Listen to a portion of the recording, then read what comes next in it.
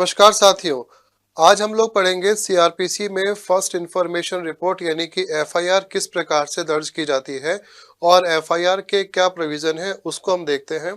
तो देखिए, एफआईआर यानी कि फर्स्ट इंफॉर्मेशन रिपोर्ट जो है वो सीआरपीसी में चैप्टर नंबर 12 में है और इसमें हम लोग पढ़ेंगे यहाँ पर सेक्शन नंबर 154 को, जो बताता है एफआईआर यानी कि फर्स्ट इंफॉर्मेशन रिपोर्ट को बताएगा कि फर्स्ट इंफॉर्मेशन रिपोर्ट क्या होती है और एफआईआर को किस प्रकार से दर्ज किया जाता है। लेकिन इससे पहले हमें पढ़ना होगा ऑफेंस को। तो आइए जरा समझते हैं कि ऑफेंस यानी कि अपराध जो है वो क्या होता है। तो देखिए, अपराध या ऑफेंस की जो डेफिनेशन है वो आईपीसी में सेक्शन नंबर 40 में बताई गई है। सेक्शन नंबर 40 आईपीसी का वो डिफाइन करता है, ऑफेंस यानी कि अपराध को डिफाइन करता है। अब देखिए, दो प्रकार के ऑफेंस होते हैं, एक होता है कॉग्निजेबल ऑफेंस और दूसरा होता है नॉन कॉग्निजेबल ऑफेंस। एक होता है कॉग्निजेबल ऑफेंस और दूसरा ऑफेंस होता है नॉन कॉग्निजेबल ऑफेंस जो है वो होता है। अब कॉग्निजेबल ऑफेंस को हम लोग पढ़ेंगे सीआरपीसी में सेक्शन नंबर 2D में हम पढ़ते हैं और नॉन कॉग्निजेबल ऑफेंस को हम पढ़ते हैं सीआरपीसी के सेक्शन नंबर 2L में हम पढ़ते हैं। कॉग्निजेबल ऑफेंस वो ऑफेंस होते हैं जिसमें पुलिस किसी भी व्यक्ति को बिना वारंट के अरेस्ट कर सकती है, उसे हम कॉग्निजेबल ऑफेंस कहते हैं। जबकि नॉन कॉग्निजेबल ऑफेंस वो ऑफेंस होते हैं जिनमें पुलिस किसी भी व्यक्ति को बिना वारंट के अरेस्ट नहीं कर सकती है। अब देखिए, अगर कॉग्निजेबल ऑफेंस हो गया है तो कॉग्निजेबल ऑफेंस की कंडीशन में हम यहाँ पर दो लोगों के पास में जा सकते हैं। एक तो हम जाएंगे पुलिस के पास में और दूसरा हम लोग कहाँ जाएंगे, जुडिशियल मजिस्ट्रेट के पास में जा सकते हैं। दूसरा हमारे पास में तरीका क्या है कि हम लोग जाएंगे जुडिशियल मजिस्ट्रेट के पास में जाएंगे। अब देखिए, जुडिशियल मजिस्ट्रेट यहाँ पे दो प्रकार के हैं, एक है एग्जीक्यूटिव मजिस्ट्रेट, एक होता है एग्जीक्यूटिव मजिस्ट्रेट। अब एग्जीक्यूटिव मजिस्ट्रेट को हम लोग क्या बोलते हैं, जिला कलेक्टर भी कहते हैं। जो जिला कलेक्टर होता है उसे अपन लोग क्या कहते हैं, उसे हम लोग जो है एग्जीक्यूटिव मजिस्ट्रेट कहते हैं, जो कि सिविल के मामलों को देखता है। उसके अलावा दूसरा जो होता है वो होता है जुडिशियल मजिस्ट्रेट। जुडिशियल मजिस्ट्रेट भी देखिए दो प्रकार के हैं, एक होता है फर्स्ट क्लास जुडिशियल मजिस्ट्रेट जिसको अपन हिंदी में बोलते हैं प्रथम वर्ग न्यायिक मजिस्ट्रेट कहते हैं, और दूसरा होता है सेकंड क्लास जुडिशियल मजिस्ट्रेट। लेकिन सेकंड क्लास जुडिशियल मजिस्ट्रेट जो होगा वो होगा जिसको चीफ जुडिशियल मजिस्ट्रेट यानी कि मुख्य न्यायिक मजिस्ट्रेट यानी कि चीफ जुडिशियल मजिस्ट्रेट के द्वारा जो है एम्पावर्ड किया गया हो, उसे वही जो है वो सेकंड क्लास जुडिशियल मजिस्ट्रेट होगा, सशक्त किया जाएगा, जो कि इस प्रकार के मामलों को देखेगा। दूसरा, अगर कॉग्निजेबल ऑफेंस हो गया है, संज्ञेय अपराध हो गया है, तो कॉग्निजेबल ऑफेंस की कंडीशन में दूसरी हमारे पास में रेमेडी क्या है कि हम जाएंगे पुलिस के पास में, और पुलिस के पास में हम लोग जाएंगे सेक्शन नंबर 154 में, और यहाँ पर देखिए दर्ज होगी एफआईआर यानी कि फर्स्ट इंफॉर्मेशन रिपोर्ट जो है वो होती है। अब देखिए, इन्वेस्टिगेशन करने का काम किसका होता है, पुलिस का होता है। पुलिस जो है कॉग्निजेबल और नॉन कॉग्निजेबल दोनों ही प्रकार के मामलों में इन्वेस्टिगेशन कर सकती है, लेकिन एफआईआर केवल और केवल कॉग्निजेबल ऑफेंस की कंडीशन में ही होगी, यानी कि नॉन कॉग्निजेबल ऑफेंस होने पर एफआईआर जो है वो दर्ज नहीं होती है। अब यहाँ पर कुछ बातों को समझना होगा कि एफआईआर जो होती है, जब भी कॉग्निजेबल ऑफेंस होगा तो एफआईआर दर्ज होगी, लेकिन एफआईआर जो होती है वो मौलिक साक्ष्य नहीं होती, यानी कि हम इसको सब्सटेंटिव एविडेंस जो है वो नहीं कहते हैं, मौलिक साक्ष्य नहीं होती है। यानी कि ये केवल और केवल एक सूचना होती है जिसके आधार पर पुलिस क्या करती है, इन्वेस्टिगेशन करती है। एफआईआर के लिए किसी भी व्यक्ति का आई विटनेस हो ऐसा होना कोई कंपलसरी नहीं है। कहने का मतलब है कि कोई भी व्यक्ति सूचना के आधार पर जिसे किसी भी घटना के बारे में कोई भी जानकारी है वो क्या कर सकता है, एफआईआर जो है वो दर्ज करा सकता है। एफआईआर दर्ज होने के बाद में क्या करती है, पुलिस अपना इन्वेस्टिगेशन प्रारंभ करती है, यानी कि बिना एफआईआर के पुलिस इन्वेस्टिगेशन नहीं कर सकती है। अब देखिए, यहाँ पर आपको एक बात को जानना जरूरी है कि यदि एक कोई भी घटना हुई है तो किसी भी घटना में एक जो आरोपी होता है वो एक ही प्रकार की एफआईआर को दो अलग अलग थानों में दर्ज नहीं करा सकता। कहने का मतलब है कि यदि मान लीजिए मैंने एक बार एफआईआर दर्ज करवा दी किसी जगह पे, तो दोबारा मैं उसी प्रकार की एफआईआर किसी अन्य जगह पे दर्ज नहीं करा सकता, यानी कि एक ही व्यक्ति एक ही प्रकार की घटना होने पर एक ही प्रकार की एफआईआर को दो अलग अलग जगह पे दर्ज नहीं करवा सकता है। अब देखिए, जब भी एफआईआर होती है तो एफआईआर होने पर पुलिस क्या करेगी, इन्वेस्टिगेशन करेगी। और यहाँ पर पुलिस क्या करती है, किसी भी मामले में जब इन्वेस्टिगेशन करेगी तो देखिए इन्वेस्टिगेशन करने का मुख्य काम क्या होता है। इन्वेस्टिगेशन करने के लिए, इन्वेस्टिगेशन करने का जो मुख्य उद्देश्य होता है, जो मुख्य गोल होता है, वो होता है एविडेंस कलेक्ट करना। इस बात को समझिएगा कि जब भी इन्वेस्टिगेशन होगी तो इन्वेस्टिगेशन करने का मुख्य उद्देश्य होता है एविडेंस को कलेक्ट करना, ना कि किसी भी घटना के बारे में अन्य चीजों को देखना। अब दोबारा देखिएगा, जब एफआईआर दर्ज हो गई तो एफआईआर दर्ज होने पर क्या करती है पुलिस, इन्वेस्टिगेशन करेगी। लेकिन जब पुलिस को इन्वेस्टिगेशन के दौरान ये पता लगता है कि मामला तो कॉग्निजेबल ऑफेंस का नहीं है, मामला नॉन कॉग्निजेबल ऑफेंस का है, तो उस कंडीशन में पुलिस जो है वो यहाँ पर क्या करेगी, मामले को की रिपोर्ट जो है वो क्या करेगी, संबंधित जुडिशियल मजिस्ट्रेट को करेगी। तो इस प्रकार से हम लोग देखते हैं कि सीआरपीसी के सेक्शन नंबर 202 के अंतर्गत हम लोग यहाँ पर देखेंगे कि इस प्रकार से क्या होता है कि ये जो बात है वो सीआरपीसी के सेक्शन 2D के अंदर भी बताई गई है। अब देखिए जब कंप्लेन की हम बात करते हैं तो देखिए यहाँ पर इस प्रकार के मामले में जब पुलिस को लगता है कि मामला किसका है, कंप्लेन का मामला है, मामला यहाँ पे किसका है, कंप्लेन का मामला है, तो इस प्रकार से जो पुलिस ऑफिसर है जो इस प्रकार की रिपोर्ट को किसी भी जुडिशियल मजिस्ट्रेट को देगा तो इस प्रकार की जो रिपोर्ट होगी वो कंप्लेन होगी। और इस प्रकार से रिपोर्ट करने वाला जो पुलिस अधिकारी होगा उसे हम कंप्लेनेंट यानी कि परिवादी जो है वो कहेंगे। अब यहाँ पर एक बात और समझिएगा कि जब एफआईआर दर्ज होती है तो एफआईआर दर्ज होने पर पुलिस जब इन्वेस्टिगेशन करती है तो पुलिस इन्वेस्टिगेशन का मुख्य उद्देश्य जो होता है वो न्याय प्रक्रिया को क्रियान्वित करना होता है। इस प्रकार की बात जो है वो ललिता देवी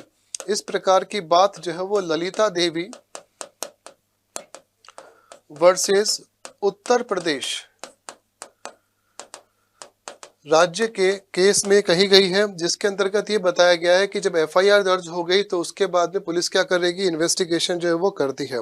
अब देखिए एक महत्वपूर्ण बात और है कि जब कोई भी जुडिशियल मजिस्ट्रेट जो है कॉग्निजेबल ऑफेंस में कॉग्निजेंस लेगा तो यहाँ पर 191 यानी कि सीआरपीसी के सेक्शन नंबर 190(1)(a) के तहत क्या करेगा, वो किसी भी मामले का कॉग्निजेंस लेगा।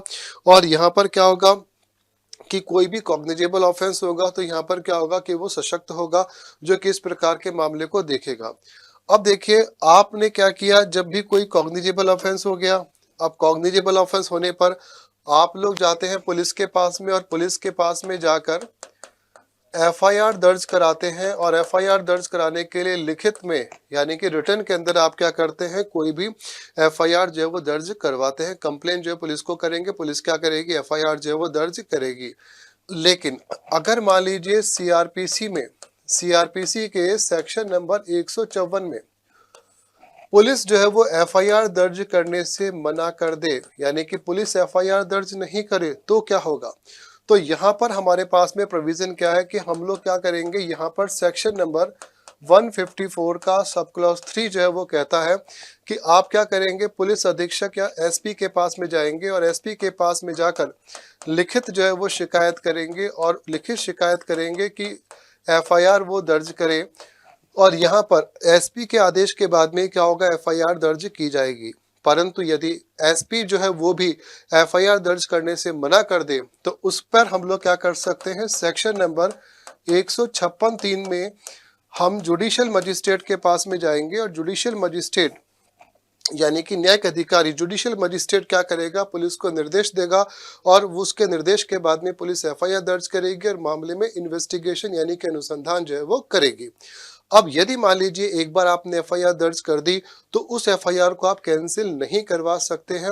अगर उसको आपको कैंसिल करवाना है तो आपको जाना पड़ेगा सीआरपीसी के सेक्शन 482 में हाईकोर्ट में, यानी कि सीआरपीसी में सेक्शन नंबर 482 जो है वो ये कहता है कि यहाँ पर केवल और केवल हाईकोर्ट जो है वो एम्पावर्ड है, उसी के पास में शक्ति है कि वो एक बार जो एफआईआर दर्ज कर दी है तो आप क्या कर सकते हैं, पिटीशन फाइल कर सकते हैं, याचिका दायर कर सकते हैं और हाईकोर्ट जो है उस याचिका पर आपकी जो एफआईआर है उसको खारिज कर सकता है। अब देखिए यहाँ पर हम लोग पढ़ेंगे कि देखिए आईपीसी जो है इंडियन पीनल कोड में जो सेक्शन नंबर 120 है उसके साथ में अपन लोग पढ़ेंगे सेक्शन नंबर 399 को। तो इस प्रकार के जो मामले होते हैं वो कॉग्निजेबल ऑफेंस होते हैं, यानी कि आईपीसी के सेक्शन नंबर 120 के साथ में सेक्शन नंबर 399 को पढ़ा जाएगा। और इस प्रकार के जो मामले होते हैं वो कॉग्निजेबल ऑफेंस होते हैं। और कॉग्निजेबल ऑफेंस होने पर पुलिस एफआईआर दर्ज करके क्या करेगी, इन्वेस्टिगेशन जो है वो करती है। अब इम्पॉर्टेंट बात यहाँ पर ये होती है कि महिला संबंधी मामले जो होते हैं, महिला संबंधी मामले जो होते हैं, जैसे कि हम लोग बात करते हैं कि सेक्शन नंबर आईपीसी में, आईपीसी के अंतर्गत section number 326 A, 326 B, 354 A, 354 B, 354 C, 354 D, 376 के मामले जैसे 376 A, 376 B, 376 A B, 376 C, 376 D, 376 E. उसके अलावा सेक्शन नंबर 509, सेक्शन नंबर 509, ये सारे के सारे जो मामले होते हैं महिला संबंधी मामले होते हैं। इस प्रकार के मामलों में पुलिस जो है वो तुरंत एफआईआर दर्ज करती है और इन्वेस्टिगेशन जो है वो करती है। अब यहाँ पर यह समझना होगा आपको कि जब पुलिस ने इस प्रकार के मामलों में एफआईआर दर्ज कर दी तो यहाँ पर क्या होगा, अनुसंधान किया जाएगा, पुलिस के द्वारा इन्वेस्टिगेशन की जाएगी। और इस इन्वेस्टिगेशन करने पर जो रिपोर्ट होगी वो यहाँ पर सीआरपीसी में सेक्शन नंबर 164 के सब क्लॉज नंबर 5 यानी कि 5D के अंतर्गत जो है यहाँ पर क्या हो जाएगा, यानी कि सब सेकंड के 5 के अकॉर्डिंग जो है कार्रवाई होगी। और यहाँ पर जो पुलिस अपनी जो रिपोर्ट होगी वो किसको देगी, न्यायिक अधिकारी को देगी, जुडिशियल मजिस्ट्रेट को देगी। ऐसा जुडिशियल मजिस्ट्रेट महिला होगा और वो क्या करेगा, इस मामले के अंतर्गत जो है वो पैरवी करेगा। अब यहाँ पर कॉग्निजेंस लेगा। अब आपको एक बात और समझना होगा कि यहाँ पर जो है इस प्रकार के मामले, यानी कि जब हम बात करते हैं सीआरपीसी के, हम जब बात करते हैं सीआरपीसी के सेक्शन नंबर 327 की बात करते हैं, तो देखिए सीआरपीसी का 327 जो कहता है कि अगर जनरल मैटर होते हैं, सामान्य मामले होंगे, तो सामान्य मामले में जो है हमेशा ओपन कोर्ट होगा, यानी कि खुले न्यायालय के अंतर्गत कार्रवाई की जाएगी। लेकिन यहाँ पर सेक्शन 327 का सब क्लॉज 2 और सब क्लॉज 3 जो है वो ये कहता है कि रेप विक्टिम के मैटर जो होते हैं, यानी कि बलात्संग के जो मामले होते हैं, उसके अंतर्गत जो कार्रवाई होगी वो हमेशा बंद कैमरे यानी कि इन कैमरे के अंतर्गत होगी, बंद कमरे में होगी।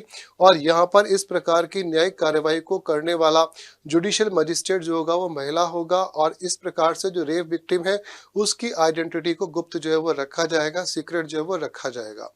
अब देखिए यहाँ पर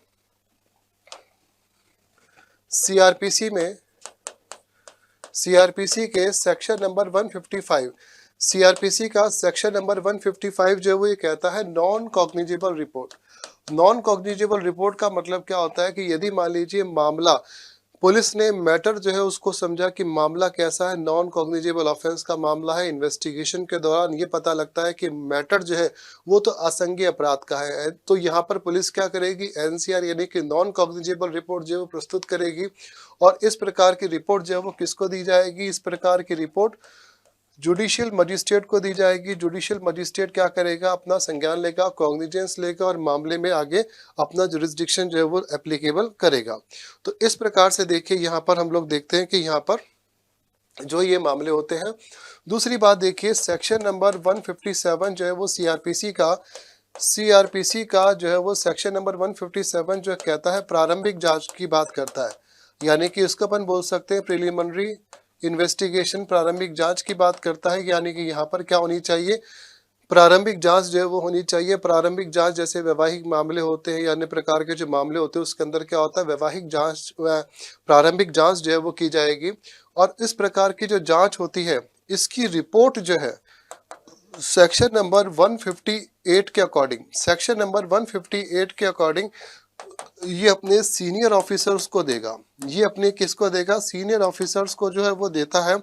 और उसके अलावा सेक्शन नंबर 159 में हम लोग देखते हैं कि कोई भी जुडिशियल मजिस्ट्रेट जो होगा, कोई भी जुडिशियल मजिस्ट्रेट होगा उसके पास में क्या होती है, पावर होती है, वो क्या करे, वो किसी भी पुलिस अधिकारी को यानी कि पुलिस थाने के भारसाधक अधिकारी को इन्वेस्टिगेशन यानी कि एफआईआर दर्ज करने से पहले प्रारंभिक जांच करने का आदेश जो है वो दे सकती है। तो पुलिस क्या करेगी, एफआईआर दर्ज करने से पहले प्रारंभिक जांच करेगी और प्रारंभिक जांच करने के बाद में अपनी रिपोर्ट जो है वो किसको देगी, न्यायालय में देगी, संबंधित जुडिशियल मजिस्ट्रेट को देगी।